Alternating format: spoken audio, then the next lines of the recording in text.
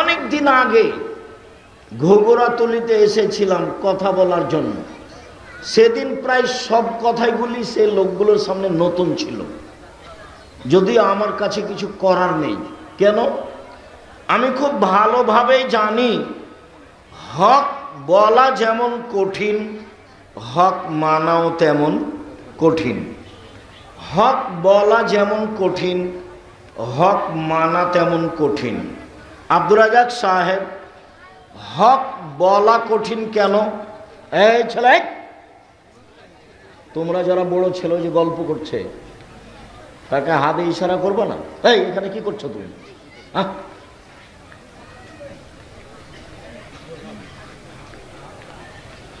সম্মানিত দিনী ভাই বোন,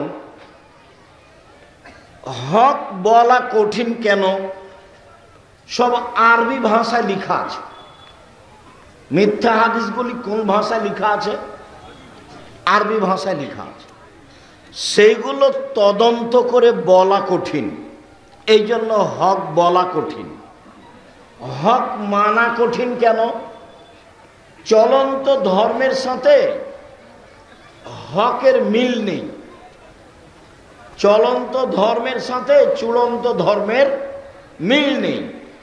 তো যখনই হক বলা হবে তখন মানুষ সহজে মানবে না, বলবে এটা আবার কেমন কথা, 14 গোষ্ঠী থেকে করে আসছি আর আজকে বলছে চলবে না।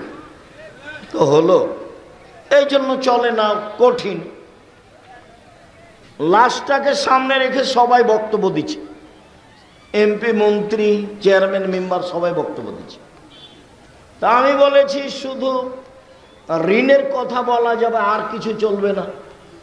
এটা হলো চূড়ান্ত হক, আর সবাই কথা বলবে এটা চূড়ান্ত মিথ্যে। যান যায় যায়, মরে মরে, তার পাশে বলতে হবে লা ইলাহা ইল্লাল্লাহ, বাস। কেন? কারো যদি শেষ কথাটা লা ইলাহা ইল্লাল্লাহ হয় তাহলে জান্নাতে চলে গেছে, তো বিশাল ব্যাপার। তো পাশে সবাই কোরআন মাজিদ পড়ছে, আবার সূরা ইয়াসিন পড়ছে, তো এটা তো মিথ্যা। কে ঠেকাবে? লোকটা মরার সাথে সাথে ওকে কেবলামুখী করছে। কেন করছে? মরার সাথে সাথে কাপড় দিয়ে ঢেকে দিতে হবে, সাদা কাপড় দিয়ে, তো কেবলামুখী করলো। কাপড় দিয়ে ঢেকে দিতে হবে, সত্য। কেবলামুখী করতে হবে, মিথ্যে। অজু দিয়ে গোসল দিতে হবে, সত্য। গোসলের পূর্বে পেট চেপে পেশাব পায়খানা বের করতে হবে, মিথ্যে, বিদআত, হারাম, কাবিরা গুনাহ। আবার নখ কাটতে হবে, আবার মোচ কাটতে হবে, আবার নিচের লোম পরিষ্কার করতে হবে, কত যে ফেতনা আছে। সালাম হলো আসসালামু আলাইকুম, পৃথক হওয়ার পূর্বেই পাপ ক্ষমা হয়ে যাবে, এটা হলো চূড়ান্ত সত্য। তো এখন সালাম হওয়ার সময় দেখলাম 4 হাত লাগলো, এটাও তো নয়। আবার বুকে লাগালো, এটাও তো হয় না। আবার মুখে লাগালো, এটাও তো হয় না। আবার বাঁকা হলো, এটাও তো হয় না। আবার এরকম করলো, এটাও তো হয় না। হাঁটুতে সালাম দিল, সেটাও তো হয় না। পায়ে সালাম দিল, সেটাও তো হয় না। এক সালামে যে কত বেদাত আছে। আল্লাহর নবী বলছেন, পৃথিবীর মানুষ শুনে রেখো, এখনো মিম্বাদি আইম্মা এহদুনা বেগায়রে হাদিয়াতি, আমার আদর্শ বাদ দিয়ে অন্য আদর্শ ধরে বলবে এইটাই রাসূলের আদর্শ। আমার সুন্নাত ছেড়ে দিয়ে বলবে অন্য সুন্নাত ধরে নে, এটাই রাসূলের সুন্নাত। ওইসব মৌলানাদের দেখতে লাগবে মানুষ, ওদের অন্তর হলো শয়তানের অন্তর। হুজুরের অন্তরটা কেমন? শয়তানের। আমি এ কথা বলিনি, এ কথা কে বলছেন? মুহাম্মদ সাল্লাল্লাহু আলাইহি ওয়াসাল্লাম, হাদিস বুখারী মুসলিম। হুজুরকে দেখতে লাগে মানুষ, হুজুরের অন্তর হলো শয়তানের অন্তর। হুজুর একটু দমে না কেন? সবসময় খালি চাপে নমজের ভাষাতে হ্যান্ডঠেমো করে কেন? হ্যান্ডঠেমো করে কেন? ধর্ম কি হুজুরের পৈতৃক সম্পত্তি, বাবার সম্পত্তি? দেখে বলবে, না হলে যারা জানে তাদের কাছে আশ্রয় নেবে। শুনুন, জাতির যদি রাস্তাঘাট করে দিতে না পারি, জাতির যদি স্কুল কলেজ করে দিতে না পারি, জাতিকে চূড়ান্ত সঠিক ধর্ম দিতে পারবো ইনশাআল্লাহ।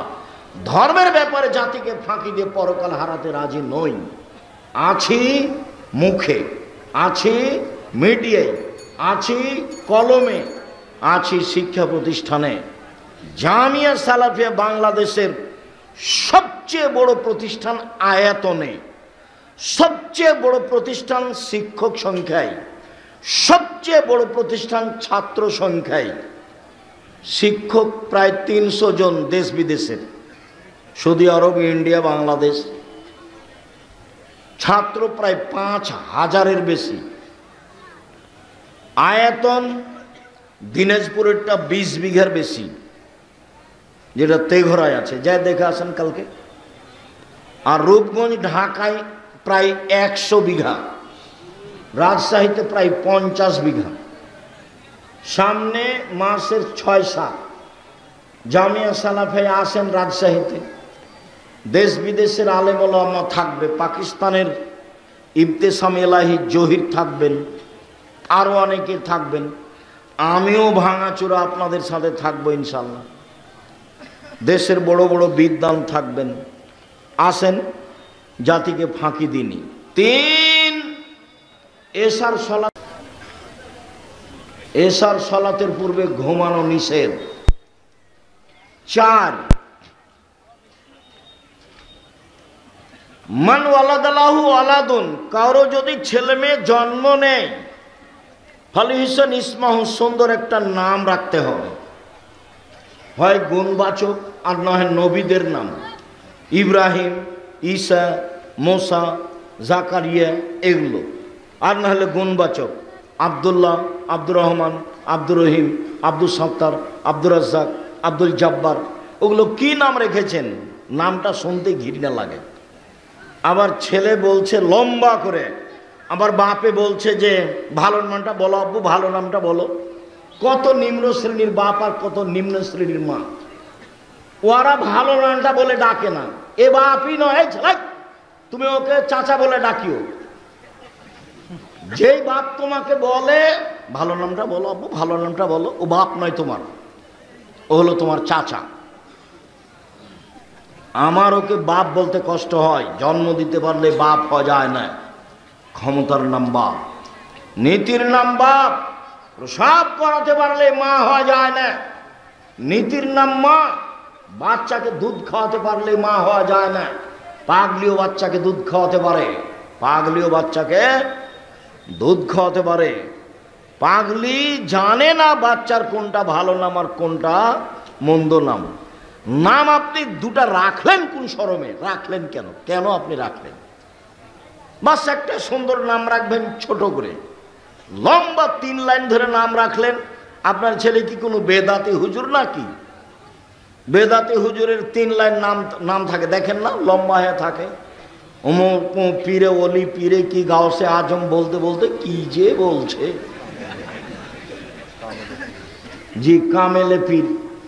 আমি 90 সাল থেকে মাঠে আছি। এই যাবত আমি আমার কোনোদিন পরিচয় দিইনি। মানুষ যখন আমাকে চাপ দিয়ে বলেছে যে পরিচয় বলেন, তখন আমি বলেছি আমার নাম আব্দুর রাজ্জাক আর আমার বাপের নাম ইউসুফ। বাপ বেটা মিলে আব্দুর রাজ্জাক বিন ইউসুফ। এর চেয়ে আমি কোনোদিন বেশি বলিনি। প্রমাণ করেন দেখি। সম্মানিত দিনী ভাই বোন, সুন্দর নাম রাখতে হবে, বাপের জিম্মেদারি। ভালো মানুষ, পরহেজগার মানুষকে দিয়ে তাহানিক করে নিয়ে আসতে হবে। তাহানিক কি?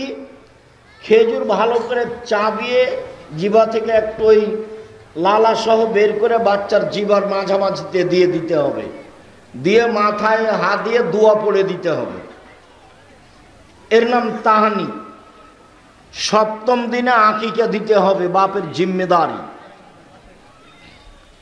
বাচ্চা হাঁটতে শিখেছে, পায়জামা পরাতে হবে, হাফ প্যান্ট নয়। শুনুন, মেয়েকে পায়জামা পরাতে হবে, জাঙ্ঘিয়া নয়। বড় জামা পরাতে হবে, প্রতিষ্ঠানে যেতে শিখেছে মাথায় কাপড় দিতে হবে। আপনি নাকি বাপ, চলেন আপনার সাথে কয়েকটা কথা বলি। 5, আবু মুসা আশআরী রাদিয়াল্লাহু তাআলা আনহু বলেন, রাসূল সাল্লাল্লাহু আলাইহি সাল্লাম বলেছেন, মাসালু জালিসিস সালিহ ওয়াস-সাওয়ি ও মান কানাত লাহু জারিয়া, কারো যদি একটা কাজের মেয়ে থাকে, ফা আল্লামাহা ফা হাসানাত তালিমাহা, শিখিয়ে দিল, সুন্দর শিখিয়ে দিল, ও আদ্দাবাহা, শিষ্টাচার শিখিয়ে দিল, ফা হাসানাত তাদিবাহা, সুন্দর শিষ্টাচার শিখিয়ে দিল, ফালাহু আজরানে, তার জন্য ডবল নেকি। তাহলে সব বিদ্যা সুন্দর নয়, সব শিষ্টাচার সুন্দর নয়। যেই বিদ্যা ছেলেকে দাড়ি চাঁচতে বলে সেই বিদ্যা সুন্দর নয়।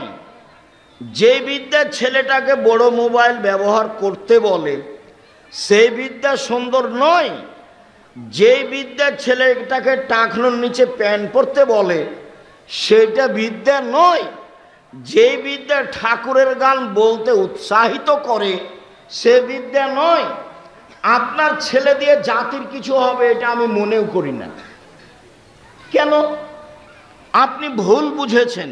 কি বুঝেছেন? সবার চাপে ছেলে কম হয়েছিল দেরিতে, তো ছেলেটাকে পড়তে দিয়েছিলাম জামিয়া সালাফিয়ায় বা মেয়েটাকে, তো দাখিল পরীক্ষা দিয়ে ভালো রেজাল্ট করেছে, প্লাস পেয়েছে। তো চাচি বলছে স্কুলে দাও, ডাক্তার হবে ভালো। দাদিও বলছে স্কুলে দে বেটা, একটা ডাক্তার হবে ভালো, একটা মেয়ে মানুষের ডাক্তারের প্রয়োজন, বা একটা ইঞ্জিনিয়ার হবে। তো সবার চাপে ছেলেটাকে স্কুলে দিয়েছে। ইন্টার পরীক্ষার সময় 4 জন মাস্টার ছিল, বিশ্ববিদ্যালয়ে পরীক্ষার সময় সাবজেক্ট প্রতি একটা মাস্টার ছিল। যাক, আপনার কথা অনুপাতেও ডাক্তার হয়েছে, দেশে শিক্ষা অর্জন করে একটা ভালো ডাক্তার হয়েছে। এই চলে, এই ভালো ডাক্তার এ হলো প্রতারক। কিভাবে বলেন আব্দুর রাজ্জাক সাহেব? যে কোম্পানি টাকা দেয় তারই ওষুধ লিখে। তো তুমিও গেছো, তোমার বেটাও, আপনার ছেলেও গেছে, আপনিও গেছেন। চাঁপাইনবাবগঞ্জের ভাষায় আমও গেল, ছালাও গেল, কাঁদতে কাঁদতে 2 চোখও গেল। টাকা পয়সা খরচ করে কি করলেন? ও তো ধোঁকাবাজ, জাতির সাথে প্রতারণা করে। আর ইঞ্জিনিয়ার যদি হয় তাহলে ও চোর, টাকা মাইরা নেই। একটু দিনাজপুর রানীর বন্দরের লোকেরা বুকে হাত দিয়ে বলুক না কেউ আমার সামনে বক্তব্য শেষে, এই যে জাতির জন্য ছেলে মানুষ করেছি। চোরও নয়, প্রতারকও নয়। যেটা খুব মেধাবী সেটা লন্ডন, আমেরিকা, কানাডা চলে গেছে, তো বলছে যে আমার ছেলে কি না কি একবারে কি গো সিটিজেনশিপ পেয়েছে, ওই দেশে থাকে, বিশাল কিছু। কি করে? ওই সরকার তো একে ভালো চাকরি দিবে না, তখন একে করেছে যারা টয়লেট পরিষ্কার করে তাদের ম্যানেজার 3 লাখ টাকা বেতন। তখন এও ভাবলো যে বেতন ভালো আছে, যাক যা হবে হবে, দেশে যে লাভ নাই, বা 5 লাখ টাকা। বলো এবার পড়ার ফলাফল কি? 1 মিনিট, এই ছেলেরা, তোমরা যারা নিজেকে মেধাবী মনে করছো, একটা কথা শোনাই, আমার বাস্তব। সেটা হলো আমার বাম কানে কিছুদিন ওই চুলকাতো, খুব একটু একটু পানি আসতো। তো দিনাজপুর কান বিশেষজ্ঞ ডাক্তারের কাছে গেলাম, উনি বললেন অবস্থা ভালো নয়, ঔষধ দিল। ঢাকা মেডিকেল বড় ডাক্তারের কাছে গেলাম, বলছে যে কি যে হয়, ঔষধ দিল। রাজশাহী বড় ডাক্তারের কাছে গেলাম, বলছে মনে হচ্ছে যে পর্দা ফেটে গেছে, ঔষধ দিল। 6 মাস বছর পার হচ্ছে। তো একদিন আমি কলকাতায় গেলাম প্রোগ্রামের জন্য, মনে হয় এখান থেকে যেদিন যাই সেদিনই হতে পারে। তো বললাম যে শোনো, চলো মেডিকেলে চলো, আগে কানটা দেখাই। তো সিরিয়াল করে আমি গেলাম।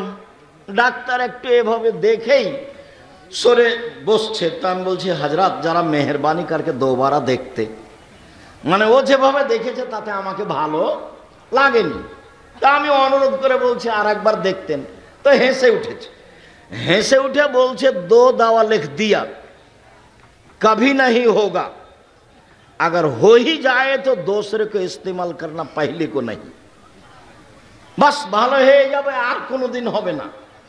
যদি হয় তাহলে দ্বিতীয় ওষুধটা ব্যবহার করিও, প্রথমটা নয়। 3 দিন পার হয়নি, ভালো হয়ে গেছে, আলহামদুলিল্লাহ।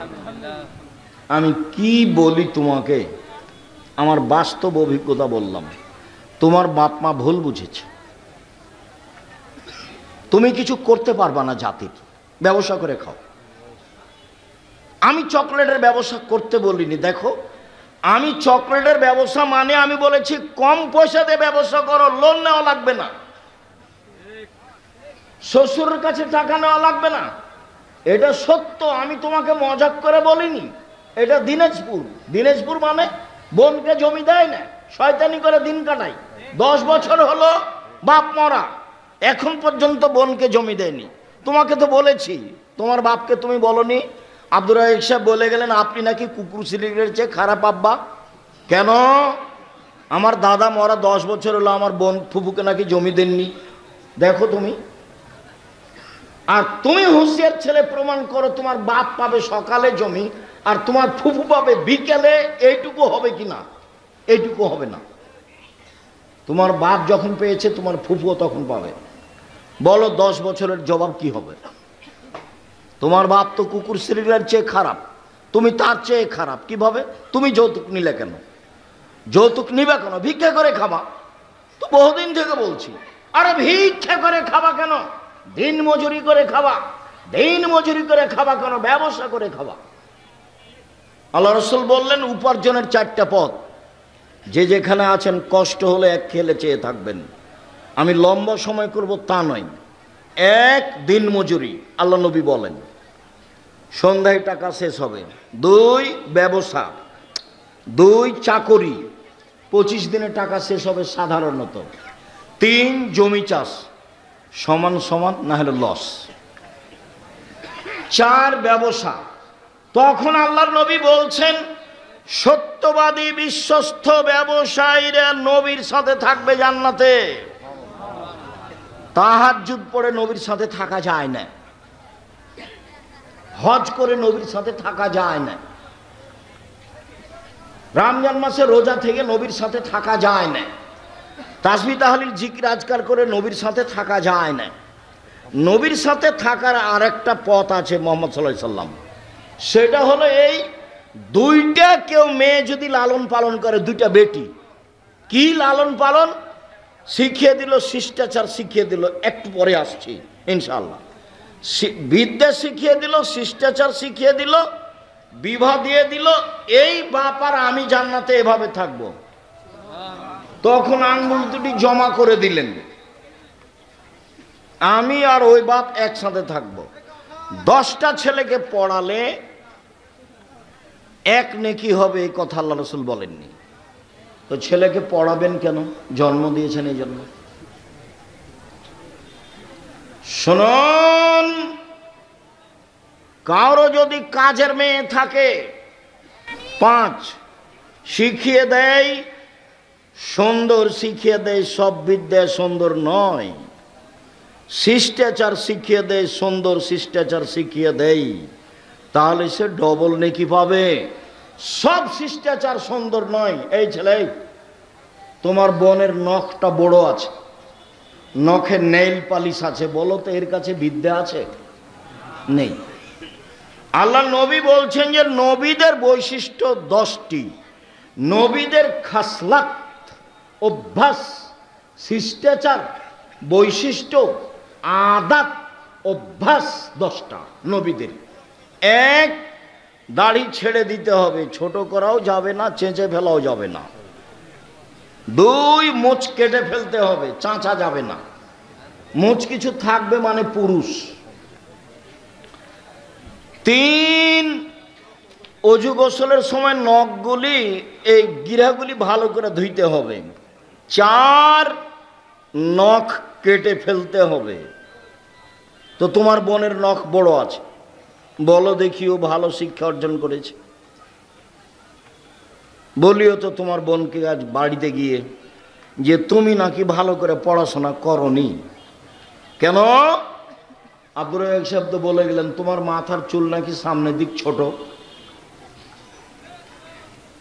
তুমি নাকি ভুরু তুলে চিকন করো, তুমি নাকি দাঁত ছিলে পরিষ্কার করো, তুমি নাকি পরচুলা ব্যবহার করো, তুমি নাকি উঁচু স্যান্ডেল পরে নিজেকে উঁচু লম্বা দেখাও, তুমি নাকি আঁটো সাঁটো ব্রেসিয়ার পরে নিজেকে কম বয়সী দেখাও।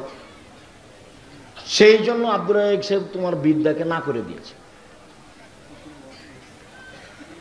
আর যদি তোমাকে বলি, এবার তুমি বলো, এক গ্লাস আমি তোমাকে পানি দিলাম, তুমি বললে থ্যাংক ইউ, বলো তাহলে এটা কি হলো? থ্যাংক ইউতে এক নেকি হবে, এক, কিয়ামত পর্যন্ত বলতে থাকো। আর যদি বলো জাযাকাল্লাহ খায়র, এক গিলাস পানি দিলে আল্লাহ তোমাকে উত্তম প্রতিদান দান করুক, তা আমি আল্লাহকে দিতে বলেছি। আমি তোমাকে এক গিলাস পানি দিয়েছিলাম, তুমি বলেছো আল্লাহ এই এক গিলাস পানির প্রতিদান তুমি দাও। তো আমি লন্ডনে বিপদে পড়েছি, তখন ওই যে তুমি যে বলেছো আল্লাহকে যে প্রতিদান দাও, তখন তোমার কথাটা আল্লাহ কবুল করে আমাকে লন্ডনে বিপদ থেকে বাঁচিয়ে দিয়েছে। তুমি যে প্রতিদান কাকে দিতে বলেছো? আল্লাহকে। তাহলে এবার তুমি থ্যাংক ইউ একদিকে রাখো আর জাযাকাল্লাহ খায়র একদিকে রাখো। সবাই যে উল্টা পথে, বাম হাতে চা খাচ্ছে। এখানে কত ছেলে মেয়ে আছে বাম হাতে চা খায়, বাম হাতে পানি খায়। ও হিন্দু নাকি? বাম হাতে কেন খাই? বাম হাতে কেন খাও তুমি?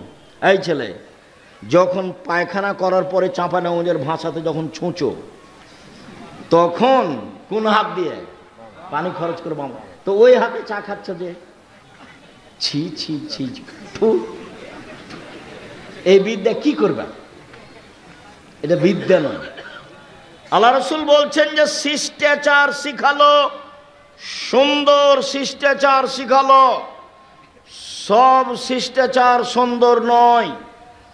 সম্মানিত দিনী ভাই ও বোন, পারিবারিক কথা 6।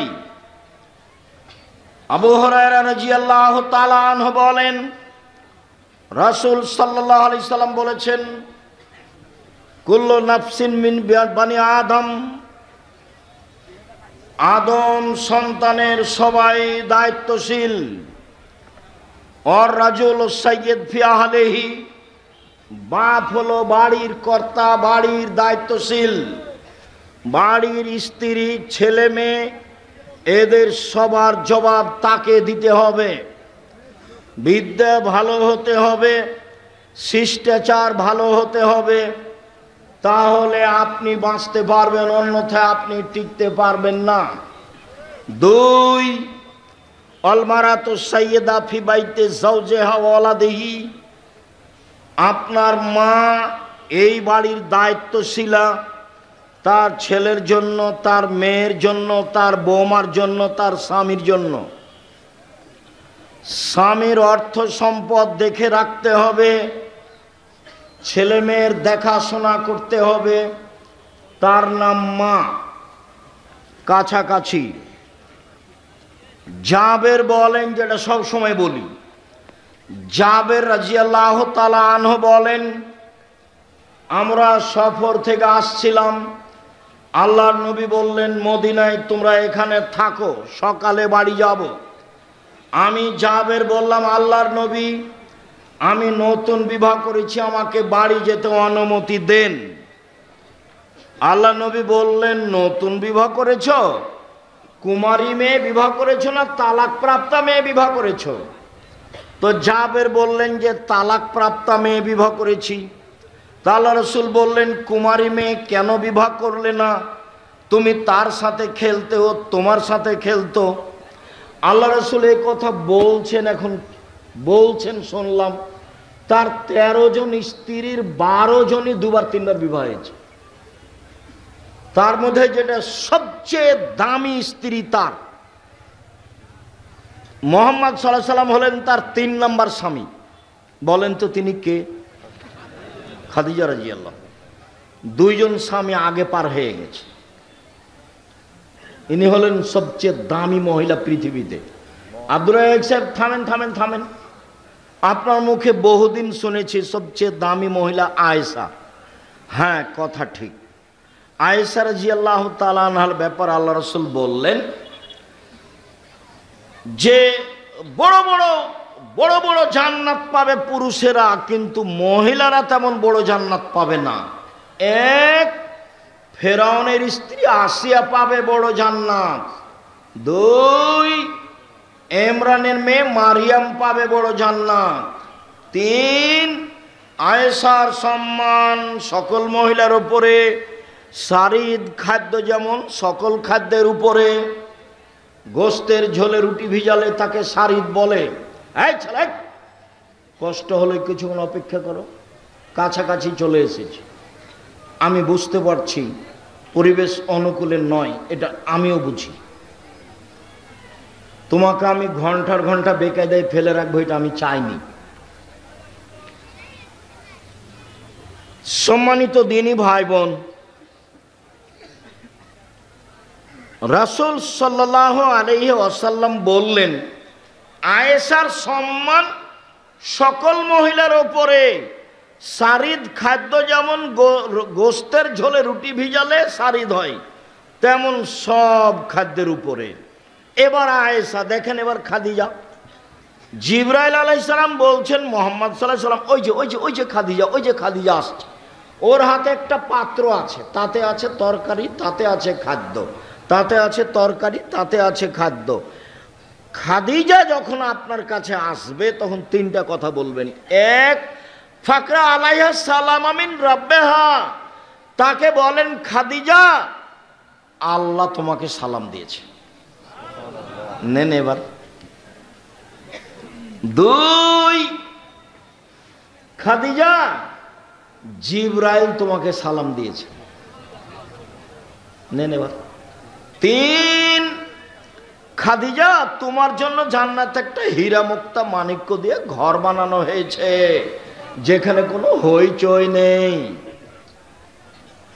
যেখানে কোনো কষ্ট ক্লেশ নেই, হীরা মুক্তা মাণিক্য দিয়ে। পৃথিবীর দামি মহিলা ফেরাউনের স্ত্রী। ফেরাউনের স্ত্রী বলছেন রব্বি ইবনিলাকা বাইতান ফিল জান্নাহ, আমার জন্য তোমার কাছে জান্নাতে একটা ঘর বানাও। এ কথা আসিয়া বলেন ফেরাউনের স্ত্রী।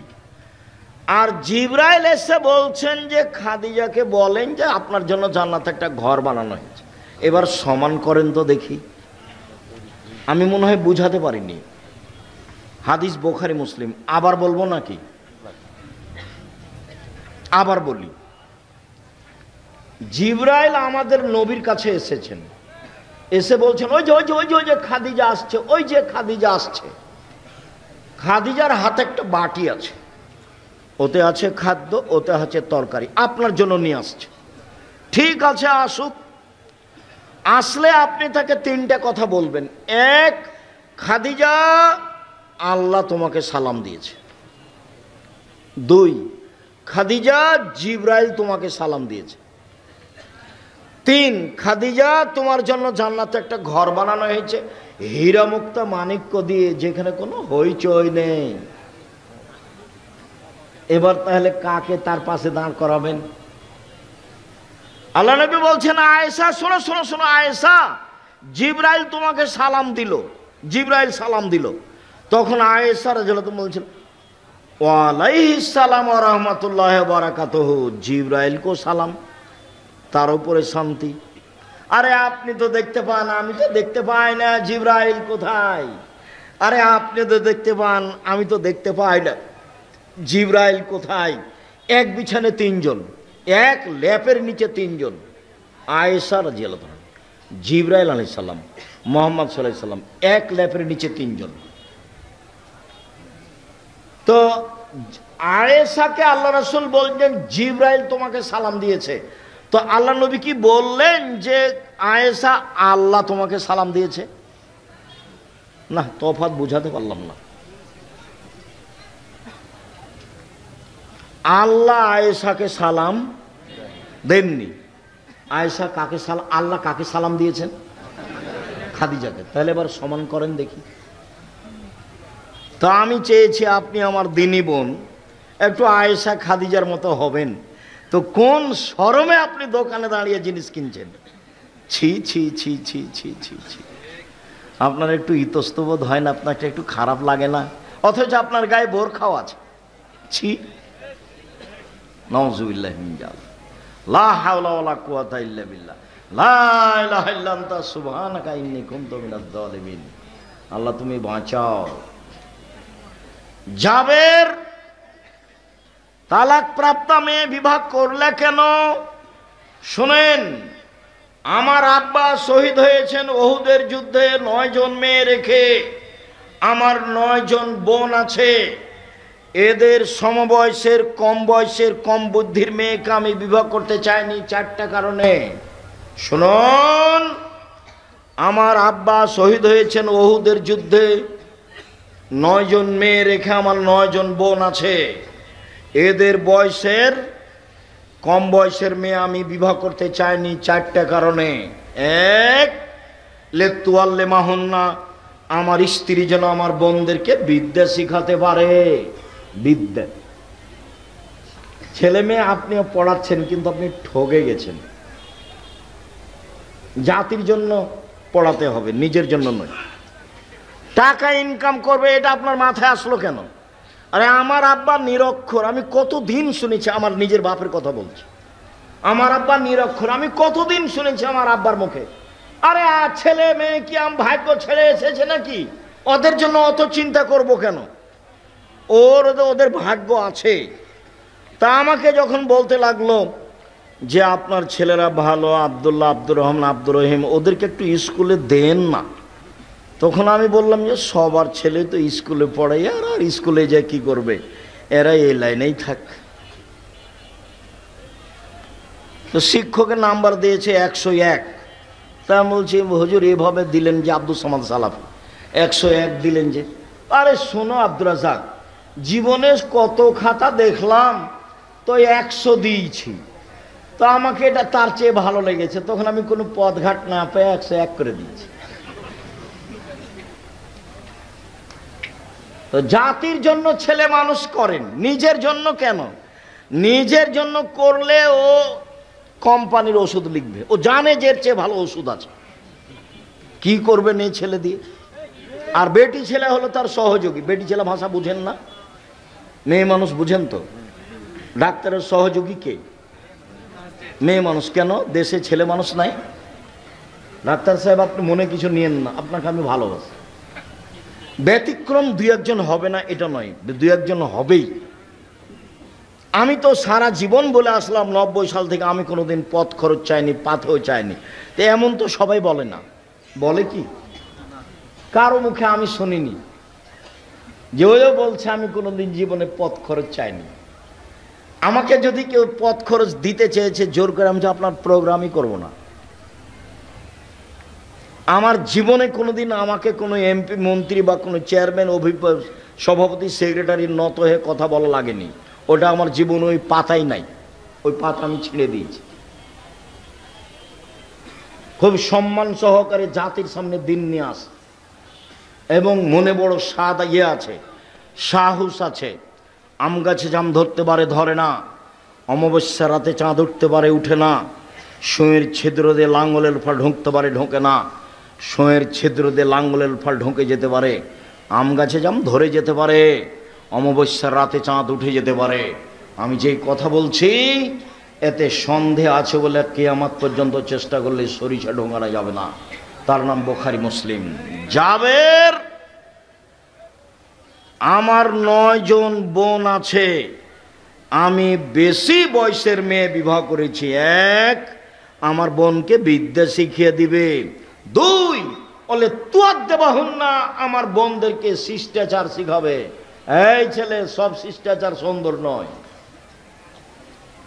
বগলের উঠিয়ে ফেলতে হবে, বেলেট দিয়ে কাটা যাবে না। পরিষ্কার করতে হবে, ঊর্ধ্বে টাইম 40 দিন। শিষ্টাচার। ডান পায়ের জুতা আগে বলতে হবে, শিষ্টাচার। বাম পায়ের জুতা আগে খুলতে হবে, শিষ্টাচার। ডান কাতে শুইতে হবে, শিষ্টাচার। দোয়া পড়ে শুইতে হবে, শিষ্টাচার। দোয়া পড়ে উঠতে হবে, শিষ্টাচার। ডান হাতে খেতে হবে, শিষ্টাচার। পাশ থেকে খেতে হবে, শিষ্টাচার। বিসমিল্লাহ বলতে হবে, শিষ্টাচার। শিষ্টাচার দিয়ে ধর্ম ভর্তি। এক গ্লাস পানি পান করলে কয়টা শিষ্টাচার লাগে? 5টা। শুনুন শিষ্টাচারের কাছে, এই ছেলে শোনো, তোমার আম্মাকে নিয়ে একটা কথা বলি। কাছাকাছি চলে এসেছি, কষ্ট নিও না। এবার শুধু তোমার আম্মার সাথে কথা বলছি, তুমি তোমার আম্মাকে বলে দিও। জাবের রাদিয়াল্লাহু তাআলা আনহু বলেন, রাসূল সাল্লাল্লাহু আলাইহি ওয়াসাল্লাম বলেছেন, এই আমসাইতুম কুফু সিবিয়ানাকুম, সন্ধ্যার সময় বাচ্চাদেরকে ছাদের ওপরে নিয়ে যায় না, উঠানে আঙিনায় নিয়ে যায় না। শয়তান ছড়িয়ে পড়েছে, শয়তানের বদনজর লাগবে। বাচ্চা রাতে কাঁদবে, কান্নাকাটি করবে, ছাদ থেকে উপরে ধাক্কা দিয়ে ফেলে দিবে। আল্লাহ নবী বলছেন, এক, বাচ্চা, ছোট বাচ্চাকে কোথায় নিয়ে যাওয়া হবে না সন্ধ্যার সময়? বাহিরে, ছাদে, উঠানে, আগ্নেয়, খুলিতে, চত্বরে নিয়ে যাওয়া যাবে না, নিষেধ। দুই,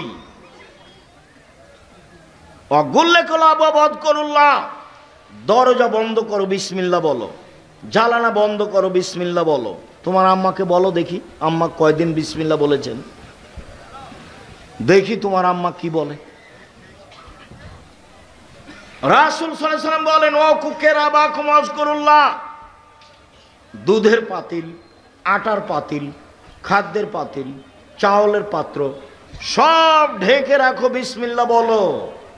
অখাম্মিরু আনিয়াতাকুম, তরকারির পাতিল, যা কিছু আছে খাদ্যদ্রব্য, যে খানা রেডি আছে, এইগুলো ঢাকো, বিসমিল্লাহ বলো। দুধের বালতিটা ঢাকার জন্য কিছুই যদি না পাও, তাহলে আল্লাহ রাসূল বলছেন যে বিসমিল্লাহ বলে একটা খড়ি দুধের বালতিটার উপরে রেখে দাও, এখানে আর কোনো ক্ষতি ঢুকতে পারবে না, শয়তান ঢুকতে পারবে না। গরিব মানুষ, বাহির দরজাতে কিছু নয়, খালি পর্দাটা দেওয়া আছে, দরজা নেই। আপনার স্ত্রী ঘুমানোর সময় বিসমিল্লাহ বলে একটা ছোট কাঠ খড়ি কাগজ রেখে দিবে। আল্লাহ রাসূল বলছেন ভোর পর্যন্ত শয়তান এটা দিয়ে ঢুকতে পারবে না। কেন? কেন তিনি বলছেন? শোনো, ঘুমানোর সময় ল্যাম্প, বাতি, বাল্ব সব অফ করো, নইলে বাড়িতে রাতে আগুন লাগতে পারে, নইলে বাড়িতে আগুন লেগে যেতে পারে। এ কথা আল্লাহর নবী বলছেন, আমি বলিনি, বুখারী মুসলিম। তিনি বলছেন রাতে কতগুলি বালা মুসিবত চলতে থাকে, যেই খাদ্য খোলা থাকে বালা মুসিবত তাতে ঢুকে যায়, সকালে যে খাবে তারই রোগ ব্যাধি হবে। ভুলেও কোনোদিন বাজারের জিলাপি খাবা না যেটা খোলা আছে। এই যে এখন দেখো খোলা আছে, তুমি খাও, আমি তো খাই না। তুমি তো ধর্ম জানো না, তোমার মা জানে না, তোমার বাপ জানে না। তোমার মা মনে করছে বিবাহ হয়েছে, স্বামীর কাছে এসেছি তাই ছেলে হয়েছে, তাই আমি মা। কই, তোমার মা নিষেধ করেনি তো, তুমি জিলাপি খাও কেন? ওই যে খোলা মাঠে পড়ে আছে। নিষেধ কে করেছেন? মুহাম্মদ সাল্লাল্লাহু আলাইহি সাল্লাম। কে করেছেন? মুহাম্মদ সাল্লাল্লাহু আলাইহি সাল্লাম। কেন করেছেন? রাতে বালা মুসিবত চলে, যে খাদ্য খোলা আছে তাতে ঢুকে যাবে, যে খাবে তারই অসুখ হবে। আমি মনে হয় বুঝাতে পারলাম না কথা। শিষ্টাচার কি দিয়ে বুঝাই? আল্লাহ রাসূল বলছেন যে খাদ্যে বিসমিল্লাহ বলতে হবে। তোমার মা তোমার ভাইকে, ছোট ভাইটা ছোট বোনটাকে যতবার দুধে লাগাচ্ছে ততবার তোমার মাকে বিসমিল্লাহ বলতে হবে। যদি বিসমিল্লাহ না বলে, এই দুধ শয়তান খাবে, নিশ্চিত খাবে, অবধারিত খাবে। আল্লাহর নবী বলেছেন খাবে, অতএব খাবেই খাবে। আমার বোনদেরকে শিষ্টাচার শিখিয়ে দিবে। 3, অলে তুরাজ্জালাহুন্না, আমার বোনদের মাথার চুল চিরুনি করে সাজগোজ করে পরিপাটি করে রাখবে। 4, অলে তাকুমু আলাইহিন্না, আমার স্ত্রী আমার বোনদেরকে পাহারা দিবে। মা মানে 1, বিদ্যা শিখিয়ে দিবে। মা মানে 2, শিষ্টাচার শিখিয়ে দিবে। 3, বাচ্চাকে পরিপাটি করে সাজগোজ করে রাখবে। 4 বাচ্চাকে পাহারা দিবে, এর নাম মা, শিষ্টাচার। রাসূল সাল্লাল্লাহু আলাইহি সাল্লাম বলেন, কারো যদি 3টে মেয়ে থাকে, 1 বিদ্যা শিখিয়ে দেয়, 2 শিষ্টাচার শিখিয়ে দেয়, 3 বিবাহ শাদী দিয়ে দেয়, 4 আহসানা ইলাইহিন্না তার সাথে ভালো আচরণ করে, তাহলে মেয়ে 3টি বিচারের মাঠে বাপকে জান্নাতে নিয়ে যাওয়ার জন্য জাহান্নাম থেকে অন্তরাল হবে। ওইদিকে জাহান্নাম, এদিকে বাপ, আর মধ্যে মেয়েরা একেবারে বেঁকে যাবে। আমার বাপকে জান্নাতে দিতে হবে আগে, তারপরে কোনো কথাই নাই। আল্লাহর সামনে তারা বলবে কোনো কথাই নাই, আমার বাপকে আগে জান্নাতে দিতে হবে, তারপরে কোনো কথা। কোন বাপ? 1 বিদ্যা শিখালো, 2 শিষ্টাচার শিখালো, 3 বিবাহ শাদী দিয়ে দিল, 4 ভালো আচরণ করলো। আমি মনে হয় বুঝাতে পারি না ভালো করে। মেয়ের সাথে খাস্টা মেষ্টা করা হবে না। একটা মেয়ে হয়েছে, তখন স্বামী স্ত্রী বলা বলি করছে, শাশুড়ি বলছে কি করবে, তাহলে একটা ডিপিএস খোলো, একটা গরু কিনো, গাভী। 2টে হয়েছে, তখন দাদিরাও বলছে কি করবি ভাই, একটা কিছু কর। 3টে যখন মেয়ে হয়েছে, তখন বলছে ভাই এ বউ চলবে না, বউ তালাক দে। দাদিও বলছে, নানিও বলছে। দেখেন কেমন হয়ে আছে ধর্ম। কারোর কাছে শিষ্টাচার নাই। এই ছেলে, তুমি জাতির কি করতে পারো? জাতির তুমি কি করতে পারো? তুমি শুধু মোবাইল চালা শিখেছ আর জেনা করতে শিখেছ মোবাইলে। 2 চোখের জেনা হলো চোখ দিয়ে দেখা, 2 কানের জেনা হলো কান দিয়ে শোনা, হাতের জেনা হচ্ছে হাত দিয়ে ধরা, পায়ের জেনা হচ্ছে এই পথে চলা, অন্তরের জেনা হচ্ছে পরিকল্পনা করা, মুখের জেনা হচ্ছে মুখে কথা বলা। তুমি জানো কত মেয়ের সাথে মোবাইলে কত কথা বলো। আল্লাহর নবী বলছেন, আমার বড় ভয় আমার উম্মত গোপন পাপে লিপ্ত হবে, এটা আমার ভয়। আমার বড় ভয় আমার মেয়ে গোপন পাপে লিপ্ত হবে, এটা আমার ভয়। কাছাকাছি চলে আসলাম, শেষে চলে আসলাম। অতীব গুরুত্বপূর্ণ বুখারী মুসলিমের হাদিস। এই হাদিস বলে আজকের মতো কথা শেষ করব। 1 পায়ে দাঁড়িয়ে থাকবেন, নড়বেন না। প্রথম প্রস্তাব, 6-7 রাজশাহীতে যেতে হবে। বিশাল প্রতিষ্ঠান, দিনাজপুরের লোকের প্রতিষ্ঠান, চিরির বন্দরের মহিলা পুরুষের প্রতিষ্ঠান, রানীর বন্দরের মহিলা পুরুষের নিজস্ব প্রতিষ্ঠান। বিষয়ভিত্তিক বক্তব্য হবে, রাষ্ট্রীয় পর্যায়ের আলোচনা হবে, সবার জন্য একই ধরনের বক্তব্য। যাওয়ার জন্য অনুরোধ জানালাম। 2 আলিতেশাম পত্রিকা একটা চলন্ত মাসে নিতে হবে। আর আমি কিনেছি একটা ফ্রি দেওয়ার জন্য। আমি ইতেশামের কাছে কিনে নিয়েছি, জামিয়া সালাফের কাছে। জামিয়া সালাফের কাছে আমি টাকা দিয়ে কিনে নিয়েছি আপনাকে ফ্রি দেওয়ার জন্য। 50টা প্রশ্নের উত্তর আছে। আজকের আলোচনা উপদেশ বইয়ে আছে, আদর্শ নারীতে আছে, আদর্শ পরিবারে আছে। যাওয়ার সময়তে অবশ্যই মূল্যায়ন করবেন। আর এইটা একটা প্রতিষ্ঠান জামিয়া সালাফিয়ার সাথে সম্পৃক্ত। ছেলে মেয়ে অতীতে যা হয়েছে ওটা ভুল করেছেন, এখন ফিরে আসেন। এই ছেলেরা তোমরাকেও বলছি, বিবাহ শাদী করেছো, বউ নিয়ে একটু ভালোভাবে চলো, খালি খাস্টা মেষ্টা করো না, বউকে গালি দিও না। শোনো, 1 যে মানের খাচ্ছ বউকে সে মানের খাওয়াবা। 3 যে মানের কাপড় পরো সে মানের পরাবা। 3 কটু কথা বলবো না, গালি দিও না। একবার গালি দিলে 10 বছর ভালোবাসবে না। খালি প্রশংসা করো, সুন্দরী হোক আর না হোক। বলো যে তোমার মতো কোনো সুন্দরী নারী দেখি না, সারা রাত পা টিপে দেবে। ওরা হলো প্রশংসা প্রিয় মানুষ। তুমি ভুল করে গালি টালি দাও, সেই করো, ওগুলো করা হবে না। 4 মুখের উপরে মারা হবে না। 5 নিজের বাড়ি ছাড়া কোথাও যেতে দিতে হবে না। শ্বশুর বাড়ি পাঠাও, যদি নিজে যাও, সকালে যাবা সন্ধ্যায় ফিরে আসবা। বউ নিয়ে যাবা, বউ নিয়ে চলে আসবা। বিবাহের বাড়িতে পাঠাও না। আর যদি তোমার বউ বাজারে যায়,